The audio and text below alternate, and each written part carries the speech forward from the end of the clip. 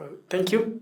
And first of all, I want to begin by sympathizing with Madam Grace Mulay for her ordeals and experiences because the state owes her a duty and a responsibility for her to access the highest attainable standard of healthcare. And that is what we passed on in the year 2010 in the constitution of that year. And these services exist for us as a people. And there is what we call as a citizen value proposition. So for all the persons that we put into office as our leaders in the politics, they're supposed to deliver their mandates as per the documents that guide the political landscape of that day. So today we live with aspirations that have not been fulfilled, and that's why we keep to talk as citizens, because we want the best for ourselves for the future, so that we enjoy better healthcare. And better healthcare means more time to do the best that we can do with ourselves to prosper and develop our country and to develop ourselves. So that is affected when the government does not do what we put it in place to do. So back to healthcare now. As providers, there are different kinds of providers. There's a provider who is a doctor, and there's a facility owners who are like investment partners or entrepreneurs in the healthcare business. They all have different kinds of expectations as to what they set out to do. The provider, that is a doctor, will set out to provide care to patients. It's the highest standard to the qualifications that that person is trained at. But now most of the time, as patients, we may not have money to pay for this healthcare. And because of that, we are supposed to either pay out of pocket, or someone with a system pulls money somewhere, either through taxes, the general taxes, or through insurance, and uses that system to pay for healthcare for you so that the provider can give you services. So that experience does not happen because you are challenged with finances and you don't know what to do as a patient. On the other end, you have now the providers who set up the hospitals, the investors. Then they bring in providers and they want to play in the system and provide the same things as the individual players. So these experiences don't take off when the financing structure is incompetent or it's having issues.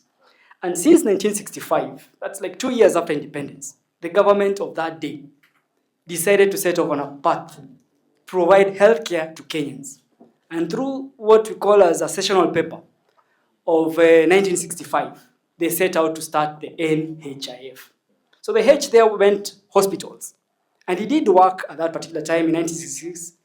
The NHIF was started as a department. Remember, it's a department in the Ministry of Health. And it did work all the way until 1998. So only in 1998 did it cease to become a department. And it was given the autonomy to act like a company, but a government company, which is a corporation, state corporation. And as a state corporation now, it's given more independence to pool funds. Remember, from 1966 all the way to that 1990, it was for employed people, mostly for the formerly employed in the public service. And from 1990, the private employed persons were to make contributions there. And these contributions were not that much because maybe the rates of pay at that particular time were too low. So the funds were never enough, but they used to pay for the bed rates. What you used to hear as NHIF pays only for the bed. But as time went by, they wanted to improve and give the best to the people of the day. And there have been reforms in the journey since 1998, 2004 with the Kibaki government, but that did not take off again. And come around 2012, 2015, they said, let's revise the rates of increments to probably 150 shillings for the formerly employed and 500 shillings for the voluntary contributions. So voluntary contributions start around 2010, thereabouts. And they cap the maximum contributions to 1,700. And because of the new constitution, the new aspiration as a people, we wanted to give ourselves something. And we did work towards that. The management of NHI at that particular time wanted to achieve that for the people. And somehow they were making all these reforms. And it did work. KOTU tried to oppose the increments from 450 to 700 to 1700, but it didn't succeed. So that maintained. And come 2018, we have now the big 4 agenda, UHC. So it's a journey that has been happening over time. We are yet to arrive where we want to go as a people. So today as we speak, we have SHA, which is the authority. It's like the company board that manages our health benefits. And the health benefits are framed in the Social Health Insurance Act. So we have had, and we know by the facts by the Kenya Bureau of Statistics, that we don't have enough formally employed persons. And no matter how much you want to collect from these people, that money is not going to be enough. And the government itself is not giving in enough to the other two funds that it's supposed to take care of. And that means when we want to access services, and you've heard from the political rallies, healthcare is free. Just show up and you will enjoy the services. But when you show up, you have registered, but the services are very little. That means you still have to go to your pocket to pay for more. So there is a little bit of misbalance in how this financing and services is happening. And that now gets to make the provider not give you the best. Because the provider will wait to be paid and they'll say, I'll not give you 1, 2, 3. Your payer only wants to pay 1, 2. So I'm only going to give you 1, 2. And for the third item, you'll pay for yourself. So for yourself is cash or an alternative insurance to top up and meet the difference that the public insurance has not paid for. So when that becomes too costly, we will complain as a people. So in other countries, these systems work. Not many countries in the world, but they have attempted to make them work. You have the UK, you have Ghana that tried, you have South Africa which is trying, you have Gambia which has tried, but here they are doing communications tax. See the way you buy airtime, and you now have the road levy. That communication is also added a tax on it. And as much as you want to talk, call each other, transfer money, those levies accrue, they are collected centrally, and they are sent somewhere, and they pay and assure you for care. So now that when you come to the hospitals, we'll tell you now we can give you 1, 2, 3. The provider is happy, the hospital owner is happy because they've been paid. It's like a system. If you don't pay bills to the doctors, or you don't pay bills to the hospitals, then they will not pay salaries, they will not pay rent, they will not pay for those drugs, they will not maintain the equipment, and we will keep complaining because money circulates and populates whatever is happening in that system. So you've heard there were up to 30 billion bills of the last period, which are yet to be paid, and only a portion of it has been paid. So right now, we have facilities that are very skeptical. They don't trust that you owe me from the last system of NHIF, and now you're telling me, let's continue with another relationship, and I'll pay you, you just trust me, we'll be okay. So there are providers that have become very scared of that relationship, and they're yet to give the best to ourselves as patients.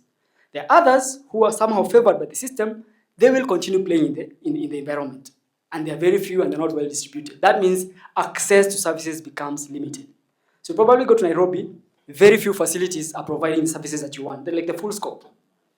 You go to Mashinani, the same experience. So we now challenged, where do we go for care? It's advertised, you can visit facility 1, 2, 3, but because of the last bills not paid, there are issues. Now, as the new bills accrue, well, in the first quarter, October to December of 2024, they have attempted to make payments. And those facilities are somehow running. But as we're continuing, there's still other facilities that are not yet to be paid. And that is affecting service access.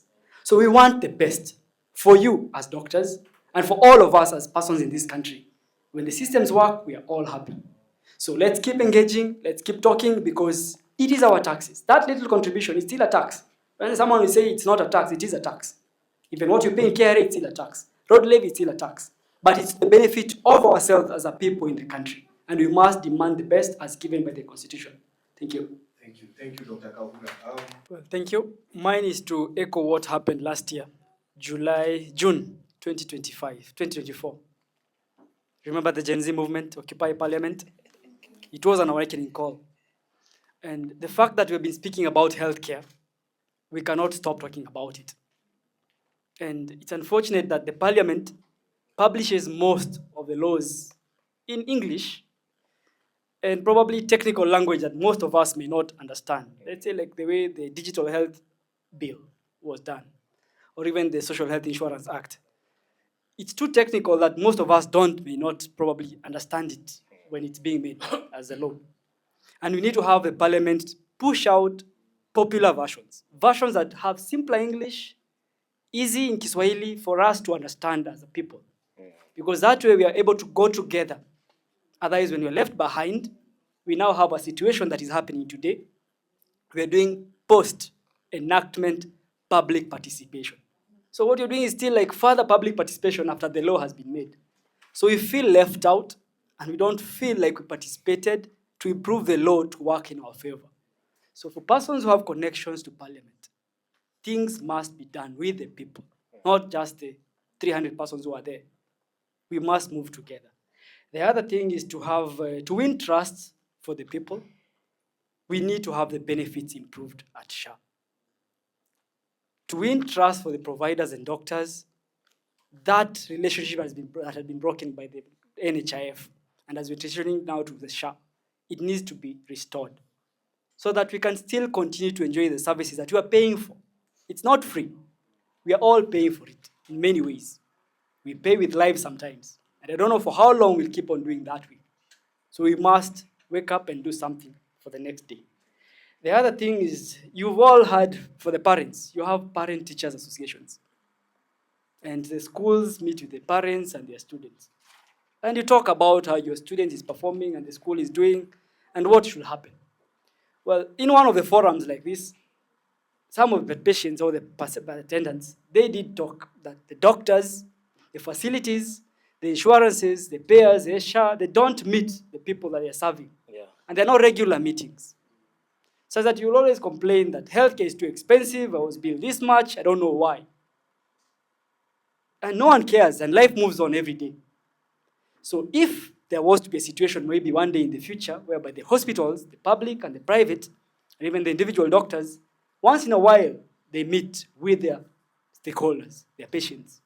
And they have a forum where they can talk about the payment, the diagnosis, the cost of care, and everything, even from the receptionist, maybe who's being very rude.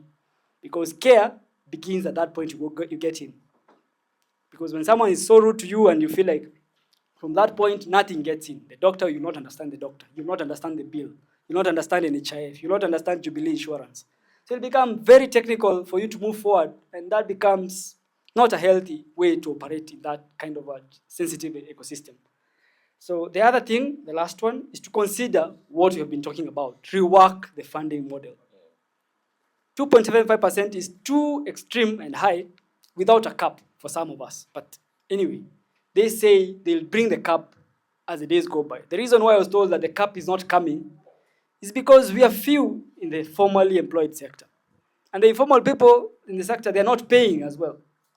So to continue going for some time, don't put caps. Let everyone contribute until the point where you have some threshold to make it sustainable. But even as we're going on, the persons in the informal sector, when they're signing up, they only pay for those first few months. After that, they get tired of contributing. And if that getting tired is happening all the time, the system will not roll for long. So something must be done to promote sustainability. Thank you.